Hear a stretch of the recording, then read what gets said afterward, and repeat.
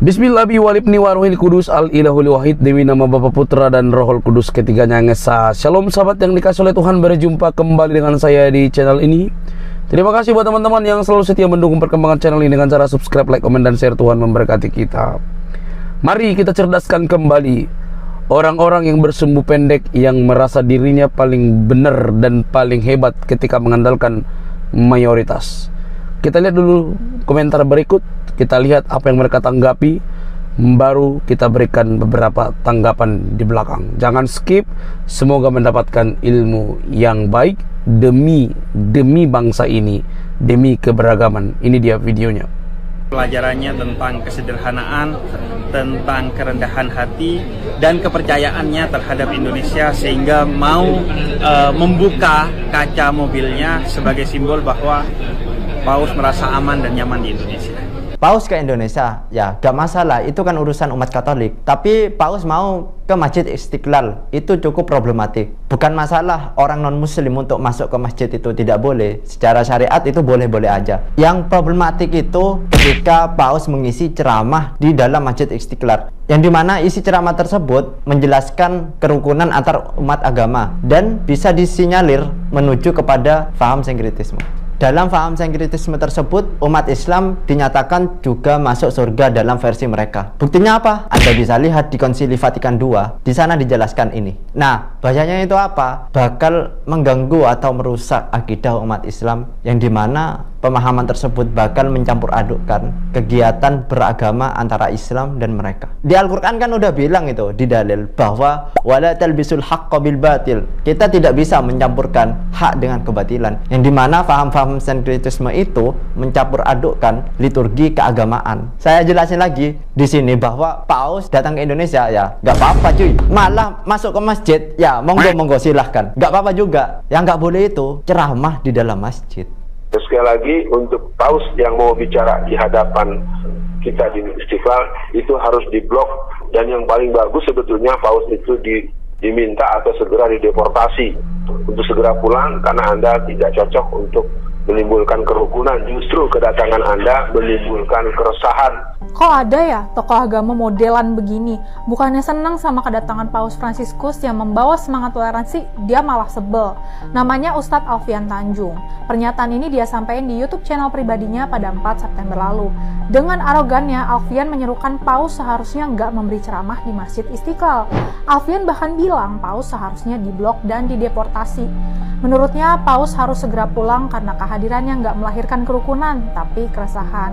Dia minta para pemuka Islam bersikap dan menyatakan penolakan kolektif. Alfian juga menuduh Paus menganggap azan maghrib berisik dan akan mengganggu mereka.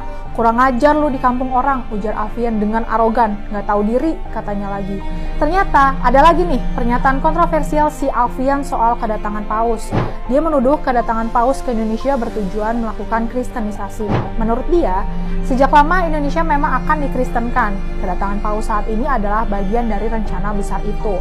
Kacau banget nih Alfian. Tapi nggak heran sih dia ngomong gitu. Alfian ini emang orang bermasalah.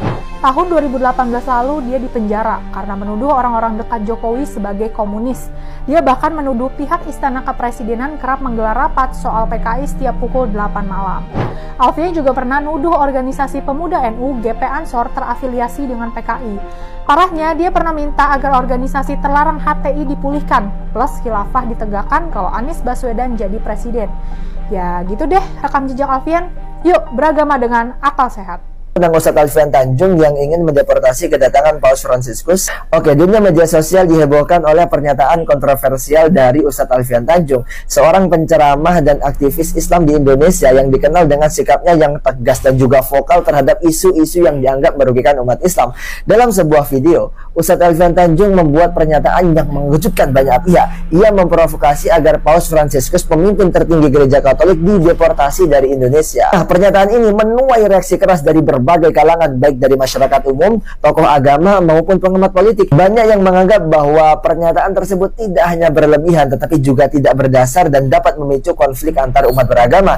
Sebagai sosok yang sering menyuarakan pandangan keras terhadap ideologi yang dianggap bertentangan dengan Islam, Ustadz Alfian menyuarakan kekecewaannya terhadap beberapa pernyataan dan sikap Paus Fransiskus yang dianggapnya tidak sejalan dengan nilai-nilai yang ia perjuangkan. Namun ya, banyak yang mempertanyakan apakah seruan ini itu sejalan dengan ajaran Islam yang sesungguhnya mengedepankan kedamaian dan toleransi. Nah, beberapa tokoh agama Islam menekankan pentingnya menjaga hubungan baik antar umat beragama dan mendorong dialog yang konstruktif daripada menyerukan tindakan yang bersifat provokatif. Nah, mereka itu mengingatkan bahwa Indonesia adalah negara yang pluralistik, di mana perbedaan keyakinan harus dihargai dan juga dijaga. Di sisi lain, pernyataan ini juga menyoroti bagaimana pentingnya kehati-hatian para pemimpin agama dalam berbicara di ruang publik, terutama di era digital seperti sekarang ini. Setiap pernyataan yang dilontarkan dapat dengan mudah menyebar luas dan mempengaruhi opini masyarakat, baik positif maupun negatif.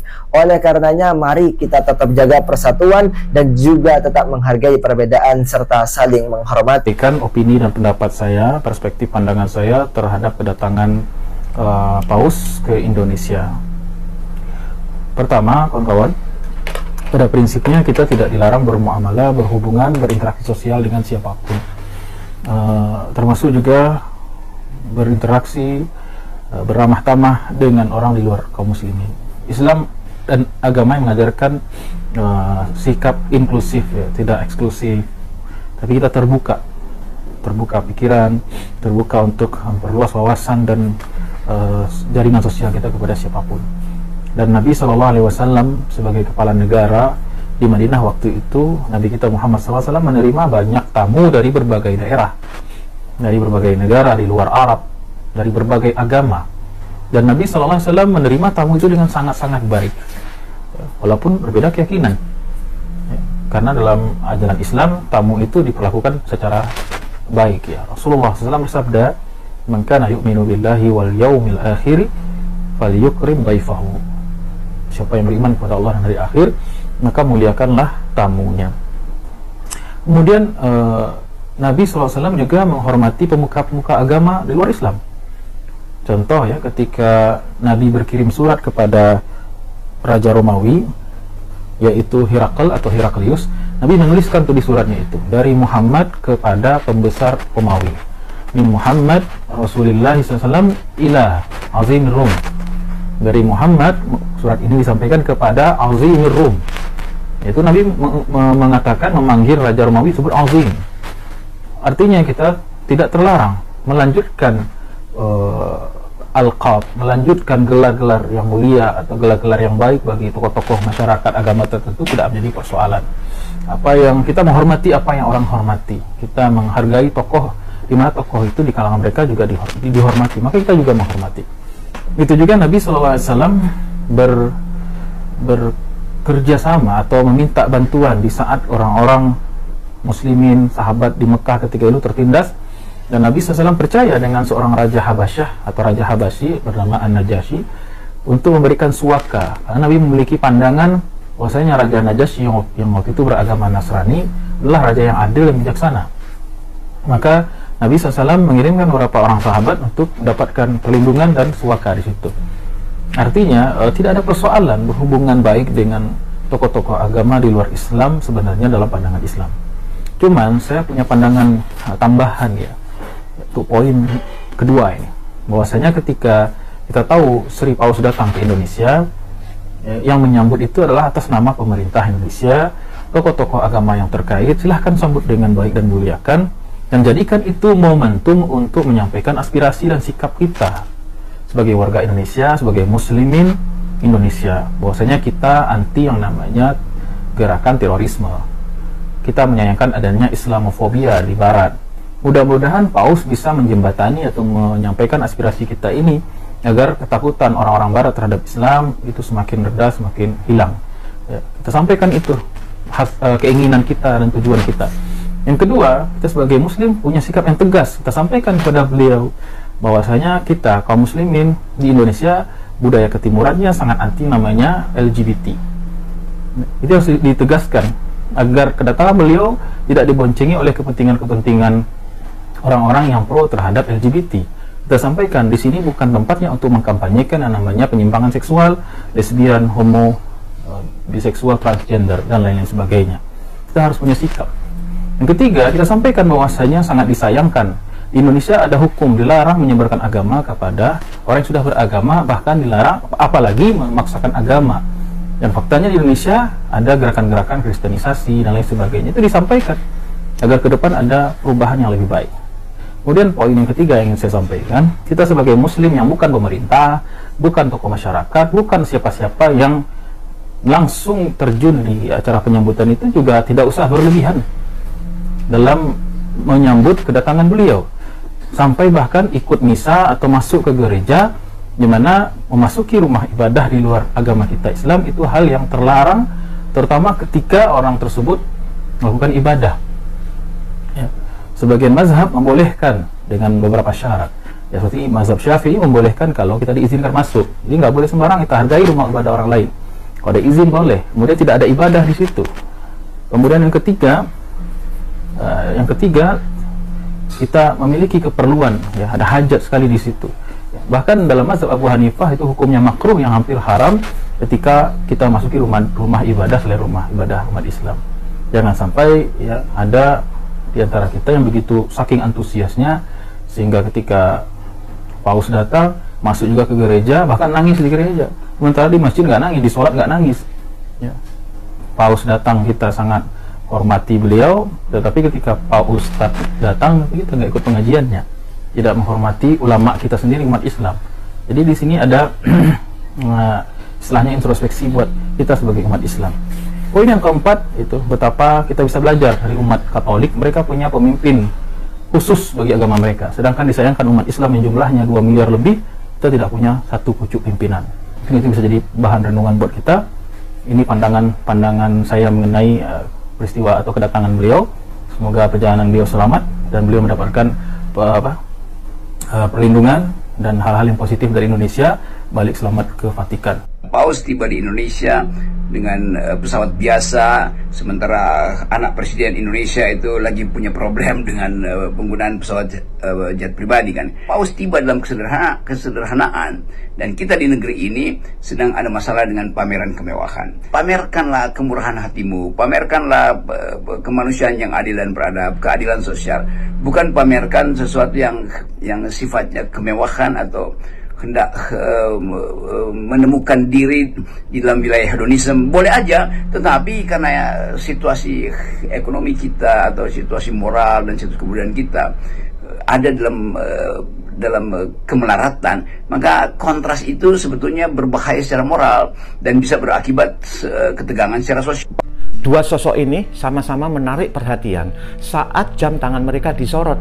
Yang satu adalah anak konglomerat yang baru saja menikah dan memamerkan jam tangan mewahnya. Yang satunya lagi adalah Paus Fransiskus yang mengenakan jam tangan sederhana dan sangat murah. Mungkin harganya 150.000. Keduanya menjadi viral, tetapi apa sebenarnya yang kita kagumi? Kekayaan materi atau keindahan jiwa?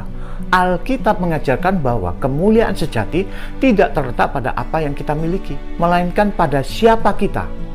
Allah lebih tertarik pada hati kita daripada harta kita. Seperti mutiara yang tersembunyi dalam cangkang kerang, keindahan sejati seseorang bukan pada cangkangnya, tetapi pada isinya, yaitu karakternya. Ketika Musa meminta Tuhan menyatakan kemuliaannya di Keluaran 33 ayat 18, yang Tuhan tunjukkan bukan kekuatan fisik atau kedahsyatan kuasanya, tetapi karakternya. Dalam Keluaran 34 ayat 6 dan 7, Tuhan menyatakan kemuliaannya, yaitu karakternya melalui kebaikan, kasih setia, belas kasihannya, dan keadilannya. Inilah esensi sejati dari kemuliaan Allah. Ketika kita memilih untuk hidup dengan rendah hati, melayani sesama, dan menyatakan kasih Kristus, kita semakin memancarkan kemuliaannya. Seperti tertulis dalam 2 Korintus 3 ayat 18, dan kita semua yang mencerminkan kemuliaan Tuhan dengan wajah yang tak terselubung, kita sedang diubah-rupakan menurut gambarnya dari kemuliaan ke kemuliaan, sama seperti Tuhan yang adalah Roh. Jadi, manakah perhiasan yang lebih berharga, jam tangan mewah atau kerendahan hati? Ketika kita semakin berkualitas dalam karakter kita, kita semakin mendekati kemuliaan Allah. Seberapa kaya Paus Fransiskus? Baru ini Paus Fransiskus berkunjung ke Indonesia dan menggelar misa suci akbar di GBK. Tapi yang menarik perhatian banyak orang adalah gaya hidupnya yang begitu sederhana, sampai beliau menolak menggunakan jet pribadi saat berangkat dari Vatikan menuju Indonesia. Beliau menggunakan pesawat komersil Alitalia. Bahkan setibanya di Indonesia, Paus Fransiskus juga menolak dijemput menggunakan mobil mewah. Beliau dijemput menggunakan mobil Innova. Beliau juga menolak tinggal di hotel berbintang dan memilih beristirahat di kedubes. Nah, dengan semua kesederhanaannya ini, seberapa kaya sih beliau? Diketahui saat ini kekayaan Paus Fransiskus mencapai 250 miliar rupiah dari seluruh aset yang didapatnya sejak menjabat sebagai petinggi gereja Katolik. Gaji Paus Fransiskus sendiri adalah sekitar 493 juta rupiah per bulan. Tapi diketahui Paus Fransiskus menolak pembayaran tersebut. Sebagai gantinya, beliau memutuskan untuk menyumbangkan uang tersebut ke gereja, menggunakannya untuk mendanai yayasan atau memberikannya kepada anggota keluarga gereja. Jika saja beliau menerima gajinya itu sejak menjabat sebagai Paus pada Maret 2013, maka total penghasilan yang dia dapatkan sekitar 65 miliar rupiah dari gajinya aja. Jujur aku salut banget sih sama beliau dan thank you sekali lagi ya udah mau mampir-mampir ke Indonesia. Paus Fransiskus datang ke Indonesia pakai pesawat komersial, terus mobilnya Innova, terus dia nggak nginep di hotel berbintang, terus jam tangan dia cuma seharga 124.000, masih aja ada yang julitin. Banyak lagi, banyak. Ada yang komen kayak gini, lah Innova bukannya mahal. Heh, lo mah orang susah, Innova aja mahal buat lo. Lu bisa bandingin nggak sekarang influencer aja naik udah Alphard, artis Korea aja datang ke Indonesia udah pasti naik Alphard. Dengan Paus Fransiskus yang ngundang negara masih naik Innova. Itulah letak kesederhanaannya. Terus yang bercanda-bercanda masalah Paus hiu, nggak lucu sayang. Gue tahu sih SDM lu rendah, tapi jangan mempermalukan negara begitu. Nanti ketahuan SDM Indonesia rendah-rendah gara-gara lu. Udah ya, Paus itu datang untuk memperingati toleransi beragama di Indonesia. Bahkan dia ketemu tuh sama petinggi-petinggi agama lainnya. Jangan lu malah malu-maluin Indonesia dengan kehadiran lo. Kalau mulut lu nggak bisa baik, mending lu diem. Toleransi, biarin tuh umat beragama Katolik tuh pada ketemu sama idolanya. Indonesia mendapatkan sebuah kehormatan kedatangan Sri Paus Fransiskus, guys. Beliau adalah tokoh agama, pemimpin seluruh umat Katolik seluruh dunia, dan juga sekaligus Presiden Vatikan. Dia datang menggunakan pesawat biasa, tidak memakai pesawat pribadi. Dia datang menggunakan Innova Zenith putih. Bayang Innova Zenith dikawal Mercedes G-Class. Dan dia datang tidak tidur di hotel berbintang, melainkan tidur di kedubes Vatikan. Seorang Presiden Vatikan sekaligus pemimpin umat Katolik seluruh dunia. Harusnya pejabat Indo saat melihat ini malu, teman-teman. Dimana yang tingkat kabupaten aja saat kunjungan itu tidurnya di hotel berbintang, pesawatnya pesawat pribadi, dan juga kendaraannya minta yang mewah dan dikawal ya, yang pakai strobo yang arogan banget. Harusnya kalian malu. Jujur gue awam, tapi sekarang gue ngerti kenapa banyak banget yang senang Paus Fransiskus datang ke Indonesia. Paus adalah sebutan untuk kepala negara Vatikan dan pemimpin gereja Katolik. Nama asli Paus Fransiskus adalah George Mario Bergoglio, dan nama Fransiskus diambil dari tokoh yang menginspirasi dia, namanya itu Santo Fransiskus. Dia adalah biarawan dari gereja Katolik. Nah itu panjang lagi tuh ceritanya. Beliau lahir tanggal 17 Desember 1936. Jadi tahun ini dia 87 tahun. Gila, dia udah hidup lama banget guys. Fun fact-nya lagi, Paus Fransiskus adalah paus pertama yang bukan orang Eropa. Dia lahir di Buenos Aires, Argentina. Dan ternyata pas muda dia pernah menjadi penjaga bar dan petugas kebersihan sebelum akhirnya jadi teknisi laboratorium ilmu pangan. Tahun 2001 Paus Fransiskus jadi paus di gereja Argentina, dan saat itu lagi ada kerusuhan. Terus pemerintahan di negara Argentina menganggap kalau Paus Fransiskus itu sebagai saingan politiknya. Akhirnya tahun 2013, tepatnya 28 Februari, Paus Benedictus ke-16 itu mengundurkan diri. Dan akhirnya sebuah konklav itu memilih Paus Fransiskus untuk melanjutkan menjadi paus ya satu dunia. Dan gue gak heran sih kenapa banyak orang suka sama Paus Fransiskus, karena beliau tuh sangat rendah hati, peduli banget sama orang miskin, dan dia tuh begitu vokal, visible, memberikan contoh gimana mengasihi seperti Tuhan mengasihi kita.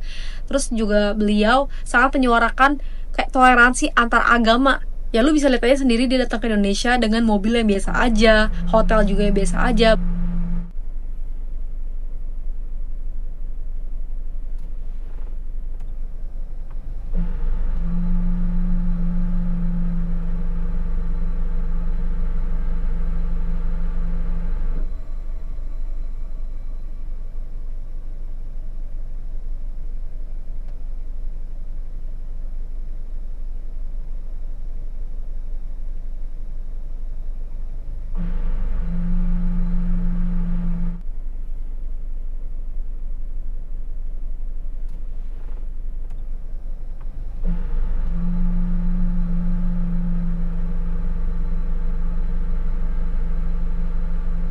Ya bahkan ya orang-orang di dalam negeri lebih mewah dibandingkan dia yang datang jauh-jauh dari Vatikan. Terus approach dia itu lebih humble jauh dan tidak seformal paus-paus sebelumnya. Yang sebelumnya aja tuh kayak ya masih diperlakukan secara mewah, tapi beliau tuh ya sangat rendah hati dan down to earth. Bahkan Paus Fransiskus berani berpendapat untuk gereja-gereja merangkul dan menyambut orang-orang yang menyimpang ya, untuk menuntun mereka lebih baik lagi ke depannya daripada menghakimi orang-orang tersebut. Dan pastinya masih banyak lagi ya, lu bisa cari sendiri artikelnya, cerita-cerita dia dari dia dulu sampai sekarang itu seperti apa perjalanan karirnya di dalam kepausan ini. Dan ya itu semua nggak cuman tertulis gitu ya bukti-buktinya, tapi dia lakukan, ada actionnya, nggak cuman di media doang. Tapi ya beliau membuktikannya, padahal beliau sudah sangat tua yang mestinya udah bisa menikmati hidup. Tapi ya Paus Fransiskus tetap memilih untuk sederhana dan datang dengan kasih. Dan gue ngerti sekarang kenapa kedatangan beliau sangat disambut oleh rakyat Indonesia. Halo Pak, sesuai titik ya Pak jemputannya? Bahasa apa dia ya? Oke. Ya udahlah, ini titiknya ke GBK kayaknya. Ini orang mau ke GBK tapi kok pakai jubah putih ya? Apa ada pengajian?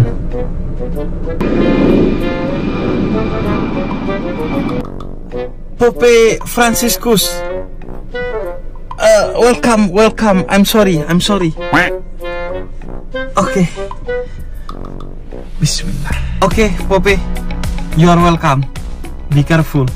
Nelves sampai lupa nih, dikasih bintang 5 nggak ya sama beliau?